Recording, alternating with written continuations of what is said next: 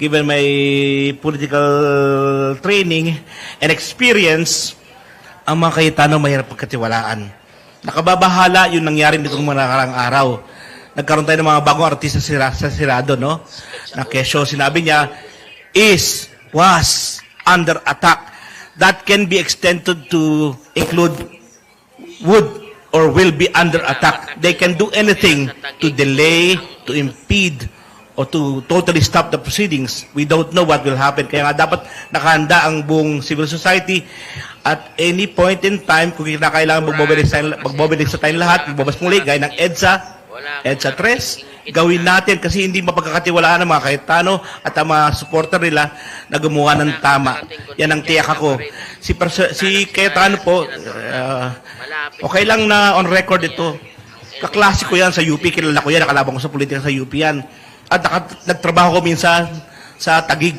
Nakita ko paano nila pinapatagpo ang Taguig. At masasabi ko ng tahasan, hindi ko mapagkatiwalaan ng mga Cayetano. At tandaan natin, kahit ano pwedeng gawin ng mga tao na yan. Sabi natin kanina ba, politics is perception, politics is addition. Dagdagan ko yan. Politics is the art of the possible. Anything can happen. We did not see what happened in the last few days. And we can see what will happen. And given their state of mind, their frame of mind, and their history, anything can happen. So we should be all prepared. Prof, why so harsh? Sabi ng mga bata. Baka masyado kang harsh sa Cayetano.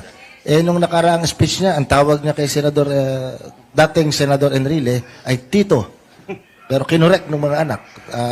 Nakita ko yung video ni dating First Gentleman Mike Arroyo. May sinasabi rin tungkol kay Alan Peter Cayetano. I mean, bakit ka masyadong harsh naman sa mga Cayetano? Well, gaya ng sinabi ko sa inyo, meron kong personal na karanasan sa kanila, no? Sa pakipagtrabaho, pakipag-deal sa kanila.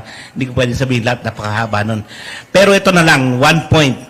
Kanina nabanggit ng kasama natin dito, sinabi ni Cayetano, ang forfeit ay agad-agad. Actually, in social media, umiikot ngayon, merong video na umiikot, kinokontra niya sarili niya. At in one video, sinabi niya, hindi ito agad-agad. Sa second video, sinabi niya, ang ibig sabihin nito, agad-agad. So, Cayetano versus Cayetano. So, doon pa lang makita mo na mahirap magkatiwalaan ang salita ng taong ito. Kaya ako harsh sa kanya. Dahil ang pinaka-pet peeve ko bilang guro, ay ang pagsisinungaling.